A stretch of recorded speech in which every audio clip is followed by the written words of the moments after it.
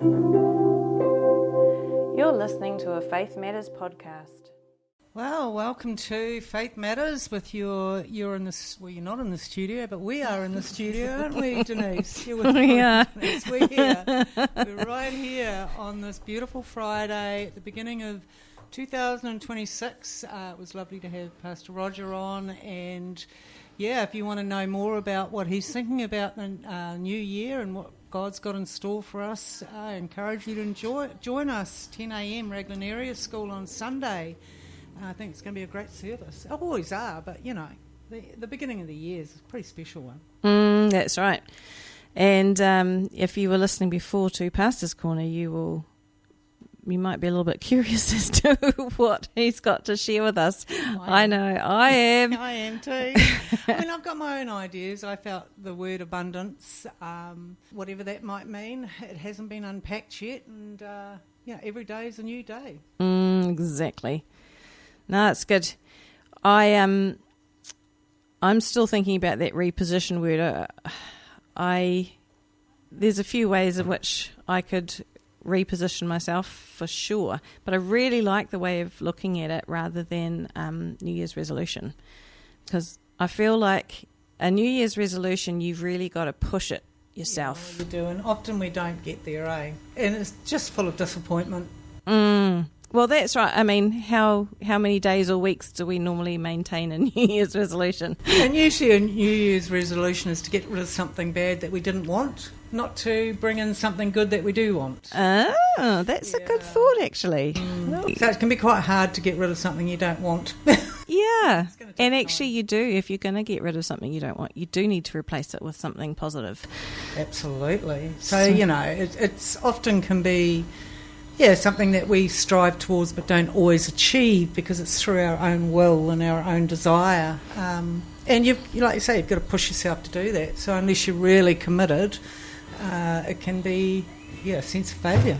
But you're talking about repositioning and not so much striving, repositioning yourself. I quite like that because it's almost like sidestepping, isn't it? It's like, I'm going to reposition now, I'm sidestepping, I'm stepping to the side of this and I'm repositioning myself for something new. Yeah, and I think like if you think of like walking into a room, you can walk into the room and you can stay just inside the door, but if you've got something that you're wanting to do in that room, like for us, we had to walk into the studio, put our stuff down, walk up the steps and sit in the chairs in front of the desk and in front of the microphones. If we were sitting down at the desk down on the lower level where Aaron does work, well, we'd be positioned, but we wouldn't be positioned in a place that it would be easy to do what we wouldn't be here for. You wouldn't hear us, no. And nothing would be turned on, and like we might be positioned in the right building and in the right kind of area, but not in the right place. Yeah. And so I just really like that idea. Like if you're in the right place, you can do things with ease. If you're in the right place, you might meet some sort of connection that actually makes a significant impact in your life for the coming years or weeks or months or whatever it might be. If you're in a different part of the room and suddenly somebody spills a cup of tea over there and you need to go and catch it, you've got a long way to go to try and it becomes quite stressful. So you're sort of running across the room trying to help, whereas if you were just there, it would just be put your hand out, see if you can grab it. So I'm just kind of sitting with this idea of where are you in the room? I was going to say, so where are you, Denise? I'm just here. Well, I'm quite pleased that your hallway isn't so long and there's not so many doors on it, as we were talking about in Pastor's Corner. Maybe just a few doors this year that you might want to reposition yourself for. And I guess that becomes something we become more intentional about too. Because, I mean, I don't know about you, but I've heard a lot of people talking about 2025 as an incredibly stressful year. Yeah, I mean, obviously for me it was, and I definitely heard many stories from others, that 2025 was quite a harsh year for them. I'm quite pleased to see the end of it, Denise. Yeah. I would have liked to have put a boot on 2025. And I'm sorry for others who had a fantastic year. I'm so pleased you did. Yay, I celebrate you. I really do. For those others of us that had a tough one, we celebrate the end of it, and we're looking forward to the blessings to come. Yeah. So that's why I think this idea of not having to push for something, not having to strive for something, to position yourself in a way that you can step into 2026 and all that it holds for you with ease. I really like that idea. Take the pressure off yourself, get yourself in position, whatever that looks like. It might even be a mental position. It might be forgiving somebody, or it might be thinking of opportunities rather than looking for the negative. It might be positioning your mind to look for things to be thankful for. Yeah, and I was just thinking of sometimes we need to give ourselves permission to sidestep, that we don't actually have to keep going in the same direction we've always gone or doing the same things that we've always done. By repositioning ourselves, we can sidestep perhaps what we know to be the norm and be expectant for the unexpected. Unexpected. There we yes. go. There we go. I knew I'd said that wrong. I looked at you with intention.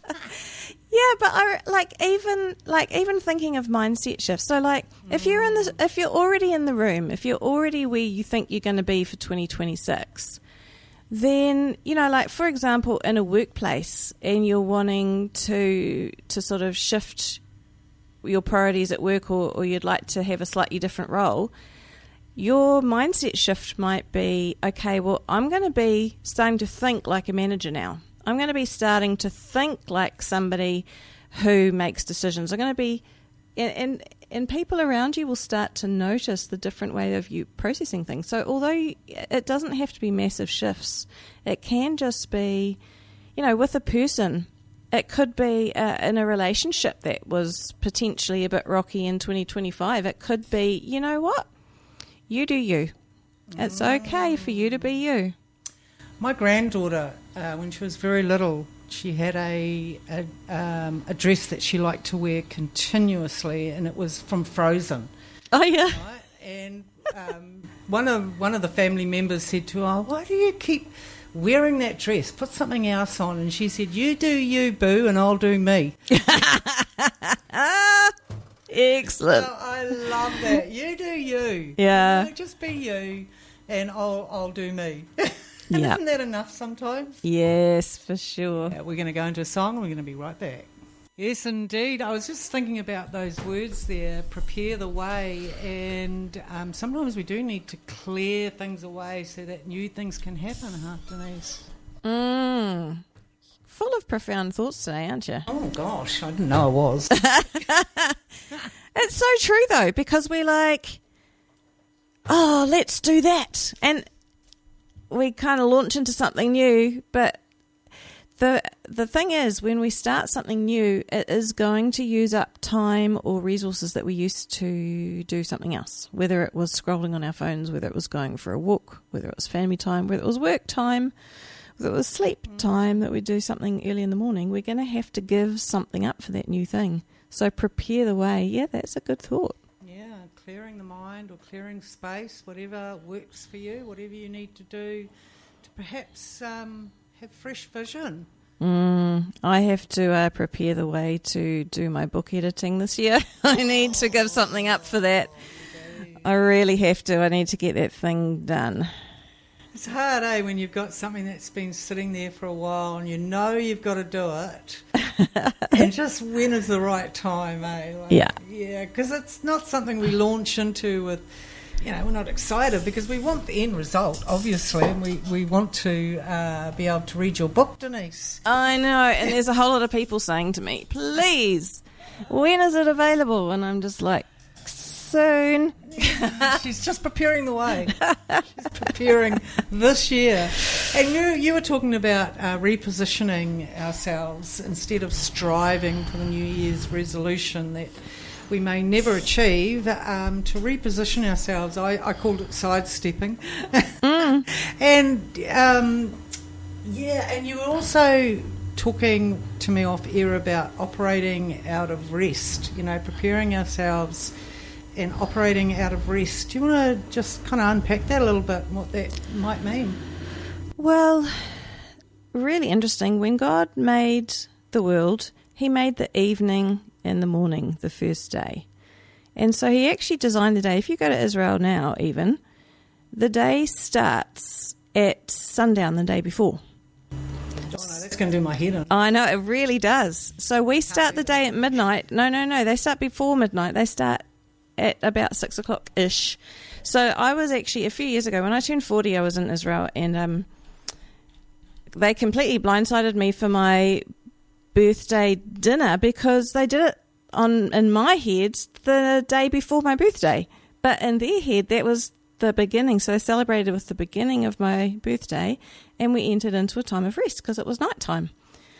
That's actually how we're designed to operate out of rest. And so when we work, actually our nervous system doesn't cope with that in a prolonged way. It needs the rest. And so if we can learn to operate out of rest, we can set ourselves up really well. So that's why I'm talking about that striving, or that, the pressure and the stress that we put ourselves under.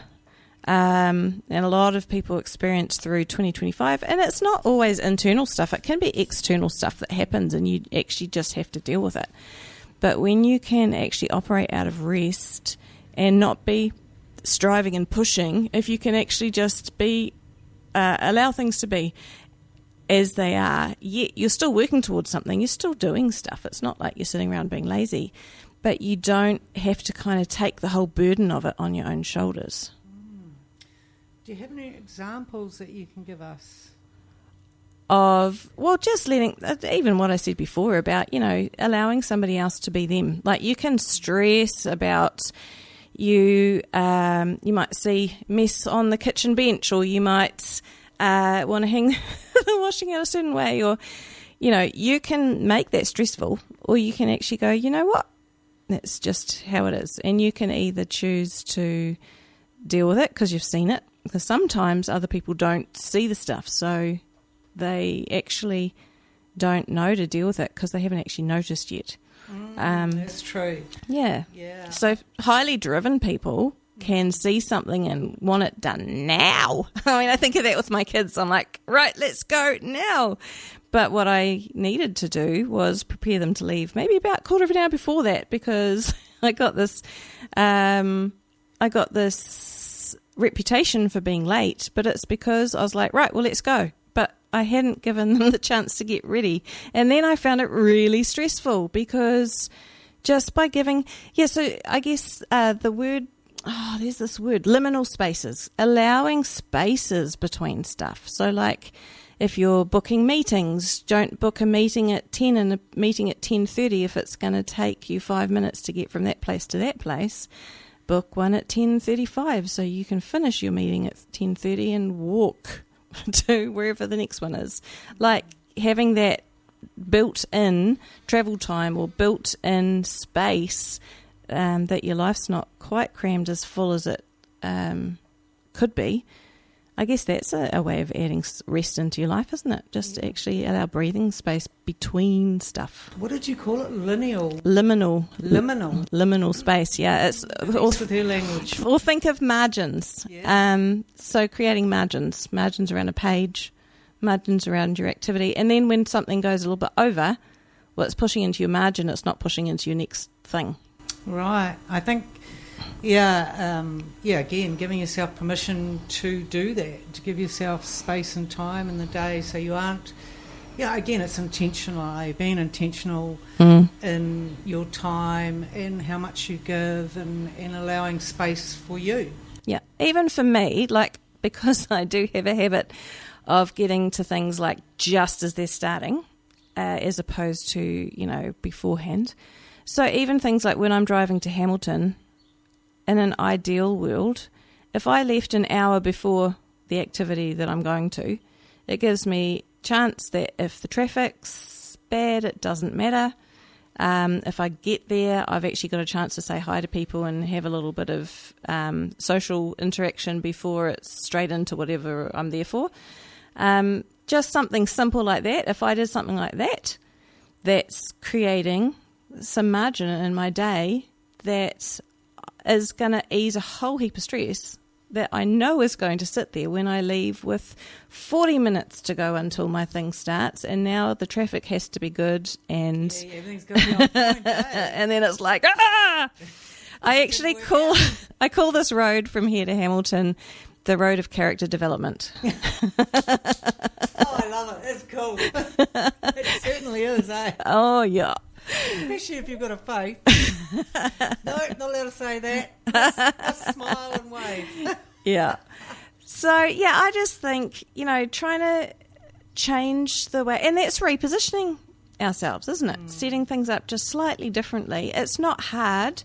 Like I'm an optimist, so like that's why I'm late, and anyone who's not late will not understand that. But I always think that I could fit just one more thing in. So it's time to go. Oh, now I could just go pop the load of washing on so when I get home it's done. Or I could just do this one more thing. And what I've had to learn to do is just not do the one last thing. I just get out there and get going. It's exactly how I used to be, Denise. I would do that one more thing. Yeah. I'd just cram one thing in. Like, I'll just put the dishes in the dishwasher. Yeah. It'll probably take me 2 minutes and I'll be out the door. Yeah. But you're always rushing. You're doing that last thing. And actually it was, many years ago now when I did Growing Kids God's Way, a course that I did through the church, which was a really old-fashioned couple that ran this course on the video.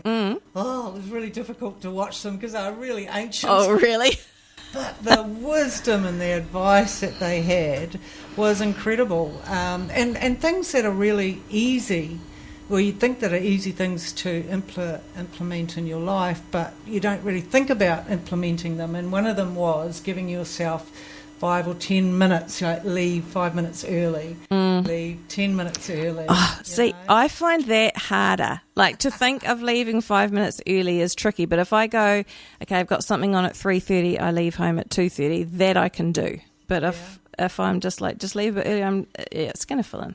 Well, this was specifically for meetings, right? Because we used to, especially in our church meetings that we used to have many years ago, often I was always late. Mm-hmm. I was always 5 minutes late, 10 minutes late, and I never really thought it was a big deal. But it really was, because it put everyone else off too, and everyone else had to wait for those latecomers to come before we start the meeting. And then you get the latecomers who are 5 minutes late, 10 minutes late, 15 minutes late, Yeah, it's interesting. So I'm task orientated, so I kind of, I think of people, and I'm just like, oh, they're fun and they're casual and they're probably going to be late. But actually, I had somebody say to me years ago, he's a real people person, and he said, I always make sure that I stick to times. If I've got a meeting, I will make sure it starts on time, and I will make sure it ends on time, because I want to honour people's time, because I value people. And I was just like, so good. Whoa, that for me was a huge wake-up call. It's amazing what we don't know, eh? Yeah,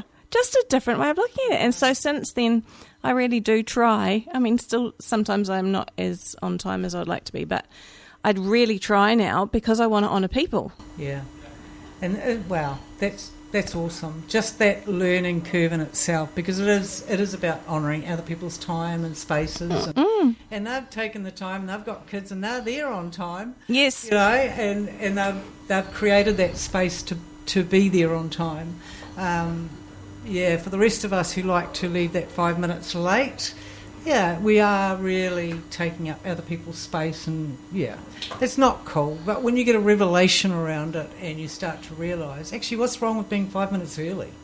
What's wrong with being 10 minutes early? I might actually have a conversation with somebody before the meeting starts. Yeah, exactly. Or before work, or before the appointment I've got to go to, or maybe it means that I can relax. Yeah, get some downtime. Not have that heart beating really fast because I'm late, and I'm sweating because I'm rushing, and I'm not really even focused on what I'm here for. Yeah, so that's the idea of operating out of rest, is rather than and repositioning. So it's the simple things. If you can create an atmosphere where you position yourself well so that you can do that next thing with ease.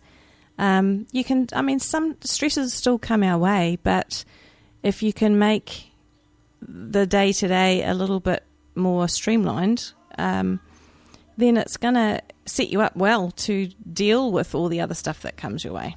Yeah, and I think it's what you talked about before about our nervous system too.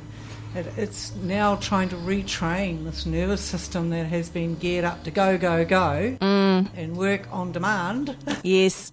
And that doesn't just happen overnight. There's some resistance there.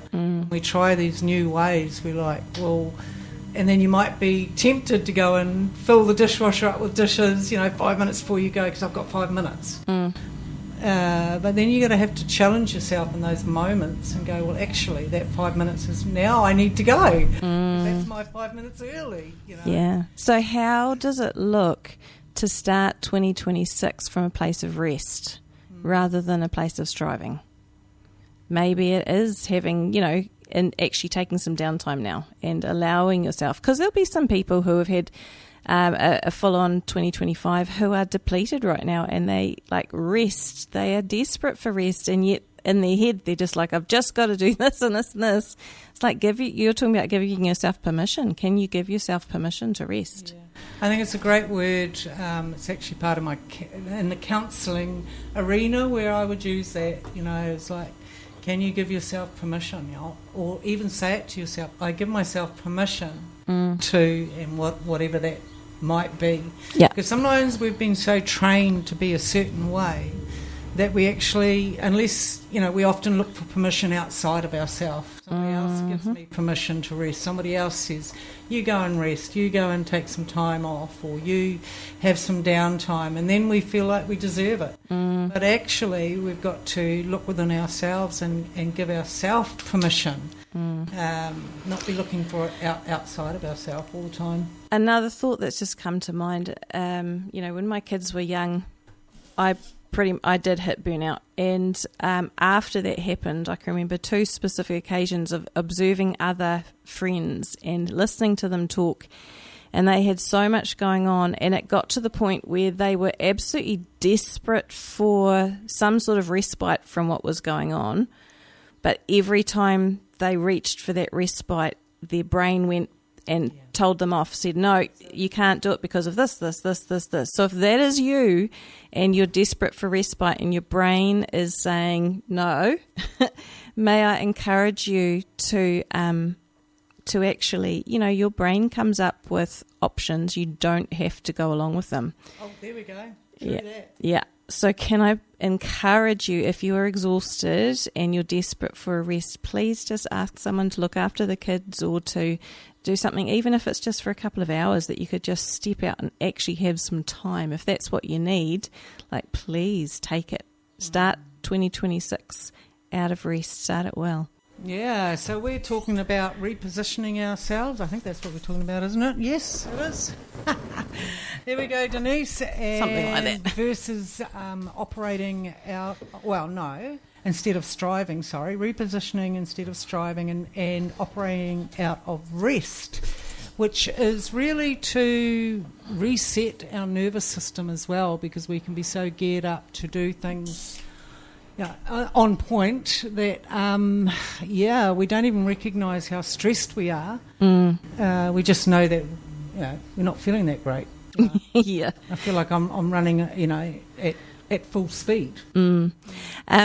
So Maree was asking me for an example of operating out of rest, and I didn't think of it before, but just while we had that song playing, I just mentioned before about the friends that I had that were sort of at that stage of burnout, and one of them, it was family stuff. One of them particularly at that time was a work situation. That work was incredibly stressful, and she just needed to step out of her role, but she couldn't. Every time she thought that she needed to do that, her logic system came in and said, but, I need to have a new role, I need to this, I need to that. And she just kept sabotaging herself from, even when the thought came up of I need change, her brain would go, oh, no, you don't, you can't, I guess it's that giving permission again.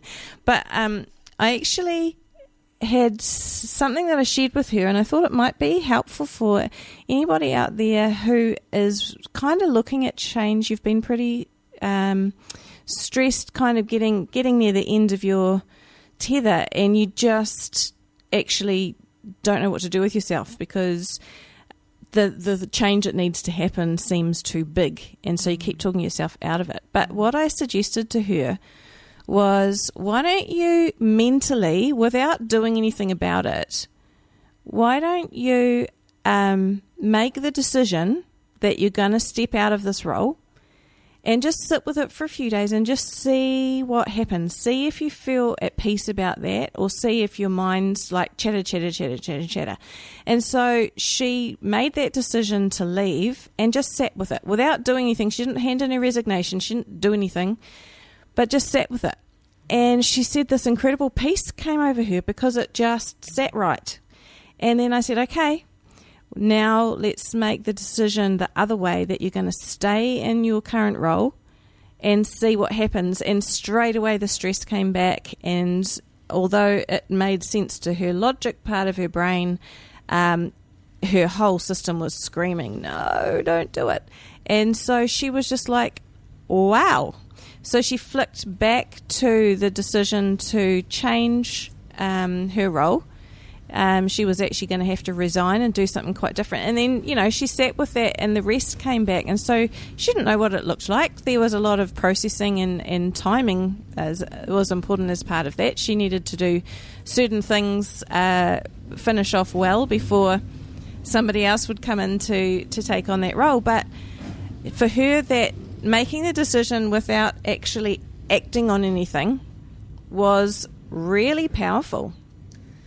I think what I really like about what you're saying is that you're also helping this person and others who are listening to connect to self. And in this day and age, we tend to not be so connected to self because we are often really interested in what other people are saying, or their opinions, or what they think we should do.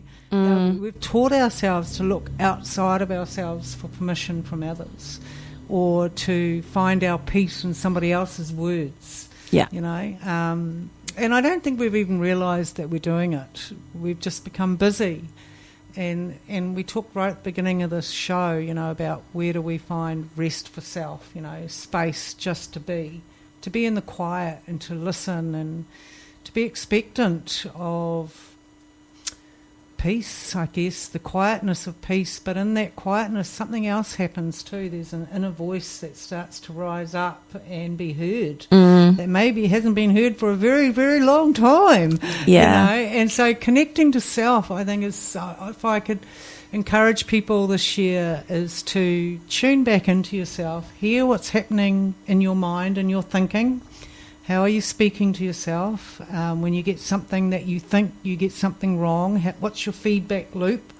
And just maybe it will be hard, but write some of that stuff down. Actually hear the language you're speaking to yourself, telling yourself. Ooh. I know, it'll give you a great key into why you might not be feeling you can deal with stuff so well, because our feedback loop can be quite damaging. Yeah, you can say stuff to yourself that you'd be highly embarrassed if anyone else heard it. So what if you wrote down word for word what you're thinking, and then very toxic. Could you give that piece of paper to someone else to read? No. No, Denise, I cannot. Exactly. And I've done this for myself, at the beginning of my healing journey many, many years ago. When I did my own personal counselling, to tune into what I was saying to myself was, oh, man, I was quite horrified in what I heard. It was really sad. I actually had compassion for myself. I probably even cried at the time. I couldn't believe I could be so nasty to myself. Yeah, because when you realise that, you know that you'd never say that to anyone else. No, and I think that was the first point that came to me. I'd never talk to anyone else like that. Why am I talking to myself like that? When really it wasn't even a big thing, but my feedback loop was very damaging. And so I had to challenge that feedback loop. And, I might have started with, I'm doing the best I can. I did the best of what I knew. That's I'm doing my best, and actually it was good enough. You know, at that point in time, whatever I did was good enough, and trying to self-soothe myself and calm that nervous system down that was on full frontal attack. Yeah. Well, I mean, if you think that, like, if you wrote down what you said to yourself and then you're like, oh my gosh, that is awful, then you could perhaps be sitting there thinking, okay, well, if somebody else was going through what I'm going through right now, what would I say to my friend? Somebody I actually liked, someone I was going to be a little bit nice to. How could you talk to your friend? And then maybe that's what you could say to yourself. That's brilliant, Denise, because as a counsellor, that's exactly what I would have done. Right. You know, that's exactly what I would have done. Like, if that was your best friend sitting there, what would you say to your friend who had just gone through whatever it is that has happened? You know, and that can be quite stark too, because of course you have compassion or love or empathy, or that you try and encourage them, lift them up and go, no, it's okay, it was just a blip in time, no one's even going to remember, you know, or it's okay, you can get through this. And or maybe, you know, you could give them advice about how to move through this and be gentle and kind to yourself in the process. And that's something I often would say to people, just be kind and gentle to self, you know, and even if we just kind of let that sit there, be kind and gentle to self, just slow the language down, be kind and gentle to self. And even trying to do that is slowing the mind down, slowing your thinking down, and taking a moment for something new to happen, to reposition ourselves, Denise. Ooh, see what you did there. Oh, no, very good. Sidestepped, girl.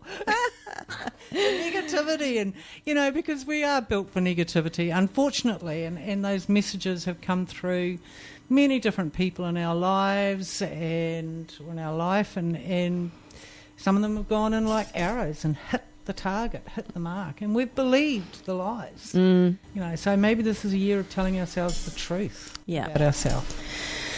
A number of years ago, our family, we went and lived in Peru for 4 months alongside a mission couple who were there from the US. And while we were there was no TVs.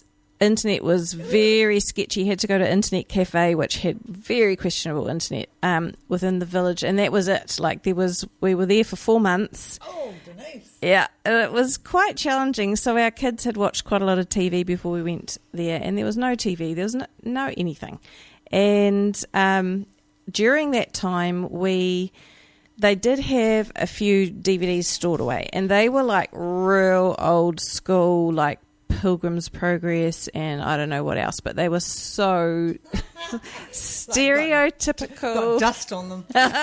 Yeah. Like that old couple in my video. Yes, it was. They were real old school videos that our kids would have just like, not quite black and white, but they were like right back there. And I can remember watching this movie there. So after we'd been there 2 or 3 months, we're just like desperate. And they're like, would you like to watch a DVD? And we're like, yes, please. And then it's like, we would never watch these DVDs if we're at home. There'd always be something better, but there was nothing else. And so we watched this movie. And it was this guy who was from, I don't know, 1800s or something. And he flicks through to the modern day. And he was horrified at how people had... they had virtues. They were getting taught virtues like, you know, patience is a virtue, things like that, but without any relation to God. So, you know, be kind, be loving. Well, why? Yeah. Why should you be kind and loving? Why should you be nice to yourself? Why should you be nice to your friend? I mean, those of us who have lived kind of go, you know, people like you better when you're nice. But there's actually a deeper reason. It's not even just for the good of the community. That the reason that some of these virtues are in place, they're actually not necessarily virtues. In the Bible, they're described as the fruit of the Holy Spirit. And so you've got love and joy and peace and patience and kindness and goodness and gentleness and self-control. Faithfulness is in there somewhere too. Those words, which we think of as virtues, they actually come from the one who designed us, from our Creator, and they are an aspect of His character that we can we can allow to develop in our lives. So the fruit of the Spirit. Fruit is something that when you are planted and nourished, then this fruit begins to grow in your life. It's not about striving. It's not about going out and being kind. It's about developing the fruit of kindness within who you are. I was reading something yesterday about someone who had sort of sat quietly and prayed into what their 2026 looked like, and they came up with, they got the Psalm 136, which has got 26 verses, and so they really liked it because we're going into 2026. Isn't that great? Yeah. Profound. Let's just sit with that. I like it. But the cool thing that she was saying about this psalm is that every single verse, it says a statement, and then it says his love endures forever, because God is love. He describes himself as love, abounding in love, in fact. And so, when we're talking about being kind to ourselves, again, it's not striving. It's not forcing yourself to be nice. It's about actually surrendering yourself to the goodness of God and to his love, maybe receiving his love towards you, actually going out, sitting in nature and allowing God to nourish you and to replenish you and to speak into your life. And then it's from that place, when you actually receive some filling up, then you've got something actually to hand out or give out, because when we're running on empty, we can't conjure it up ourselves. No. But pretty hard. Yeah, so give thanks to the Lord, for he is good, his love endures forever. Give thanks to the God of gods, his love endures forever. Give thanks to the Lord of lords, his love endures forever. To him who alone does great wonders, his love endures forever. And it goes on about how he made the heavens and how he spread out the earth upon the waters and all these different things. His love endures forever. And I really like that, we can talk about gratitude and we can talk about giving thanks and we can talk about being kind to ourselves and we can talk about all those things, but without the anchor that it's not of ourselves, it's actually from the one who created us, that he has put a deposit of who he is into us, and he wants that to grow and flourish. It's like a seed in there that when we are in the right conditions, they just flourish. But when we're desperate in a drought, desperate for water, desperate for rest, desperate for all these other things, and now we're trying to force ourselves to be kind, it's a big ask. Yeah. I was thinking about the gifts of the Spirit you were talking about, and for me, even as you speak them out, I sense peace. And it is a wonderful feeling to feel that, because it's about the language and where that language comes from and what's behind that language, what the spirit behind that language, which is God's Spirit, a Holy Spirit. Those words just aren't simply words. If we were to even meditate on the gifts of the Spirit, just one every day, imagine what that might bring into our own life. Yeah. What that might, what change that might bring in our thinking towards ourselves even. We might learn to love this creation that we are, and how unique and incredible it is, because there's nobody in the world like you, Denise. You're a one-off, unique. And they all said, thank you, God. But if we were to get a revelation of this, when we're given a gift, we unpack it with expectation, And we are a gift. Our whole life is an extreme gift. Yeah. And we're so unique. There's so many of us, and yet each one is unique. How incredible is that? Let's wrap our heads around that. I can't recreate you. Once you're gone, once I'm gone, we've left this earth. The essence of who we are will not return. And so it makes you value people, even in their weaknesses, even in their destructive behaviour, whatever it might be that normally you would draw away from somebody. Actually, when you realise how unique this person is, you start to have a love for people, because this is a one-off. I'm never going to find this personality, this type of person again, who thinks like this, who behaves like this, what an incredible gift that is to be a part of someone's life. It's unique. And we get to journey with each other. Why would we want to change another person? We might want to come alongside them and help them develop. We might want to give them insights into what might do that. But to want to actually make somebody change, it's why would we want to do that? We want to unpack the seed. We want the seed to grow. We want the seed to be nourished and watered and valued and appreciated, so that they can have peace in their life, but that they, can reposition themselves too if they need to. Yeah. Considering we walked into this room going, Happy New Year! What are we going to talk about today? Are you going to give our secrets away? Well, someone said to me the other day, I said about, I don't know, we'd been talking about something, and he was just like, oh, well, at least then you can go back to your notes. I said, no, there's no notes. There is nothing. We walk into this room and sit down and chat. And I don't, but if people think that we've planned this show well in advance. No, I had no idea what we were going to talk about today. I was just hopeful you had something. And then I was just like, well, Pastor Roger's going to be here, so that's good. We've got a third party for a bit of it. It's awesome. But conversations and just sitting with each other and coming up with something to talk about. Hey, that's what I actually love about Faith Chats. I don't know about you, but when I have people that I can see their reactions, I might soften the conversation or not quite go there because I'm worried about how somebody will react. Whereas because we get to sit in the room, we know that there are people listening, but we get to have a real conversation.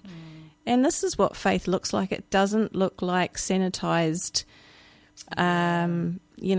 written out dialogue. Yeah, and it doesn't look like trying to make it sound good for somebody else. It's just real life and talking about real life. And what we can give around that, because we've both got plenty of life experiences, things that we've done, journeys that we've travelled that we can bring up and hopefully lay out before others that might help them on their journey. Welcome back, and we're coming to the end of our show, so I thought we might wrap up with some little bit of wisdom here, Denise. Not our wisdom. No way. No, Maree asked me to read the fruit of the Spirit out again, so if you want to find it yourself, the fruit of the Spirit is in the Bible. It's in the book of Galatians, which is getting near the end of the book, chapter 5, verse 22 and 23. But the fruit of the Spirit is love, joy, peace, forbearance, which is kindness. Patience. There we go. It's an old word. Please be patient with me. Let me start that again. Love, joy, peace, patience or forbearance, kindness, goodness, faithfulness, gentleness, and self-control. Against such things there is no law. And when we think about there is no law, right? We're even talking about the law of the land here. You're not going to get into trouble for doing any of these things. All these things are going to set you up for goodness, for a good future, for good relationships with others and yourself. Yeah. So I love that. Without this, what was that last bit? There is no law. For against such things there is no law. Because there's lots of laws around a lot of things that perhaps in our human nature aren't good for us. But this particular piece in the Bible that God has given us to meditate on, there's no law around this. It's only going to do us good. Exactly. How wonderful. Yeah. So I guess, again, it's not a to-do list. We're not sitting here saying, you have to do this. You have to be kind. Because I don't even know how to do that on my own. I'm going to have some example of that. Well, we say be gentle to yourself, but gentleness is a fruit of the Holy Spirit. Yeah. And so, take some time, encourage you to take some time, enjoy creation. Remember that creation was created as a gift for you from the Creator. Creation, as beautiful as it is a reflection of a little bit of an aspect of who God is, His peace, His love, His joy. People often don't think of God as joyful, yet it's a little piece of Him that He's offering to us there, which is pretty special. Thanks, Denise. That was really lovely. Many blessings for you for 2026. Thank you, you too, and looking forward to seeing what this year will hold. Me too. I'm expectant as I come into this year. I don't know. Abundance. Yay, I'll take that one. Yeah. Peace would be nice. But I have no idea, Denise. It's yet to unfold. So to you all out there, happy 2026. May you look up the peace of the Spirit, the fruits of the Spirit, and maybe just one of those fruits every day. Think about it. How can you bring that into your life? How is that going to impact you and bring about some time and space maybe for you to connect to yourself, to connect back into your thinking and maybe adjust some things. Create some margins, sidestep some things, and what was that other great word? Reposition. Oh, yeah. Yeah, reposition yourself for the good things that are going to happen this year. So many blessings. We will be back next Friday. You've been listening to a Faith Matters podcast. If you have questions, email us on faithmatters98.1fm@gmail.com.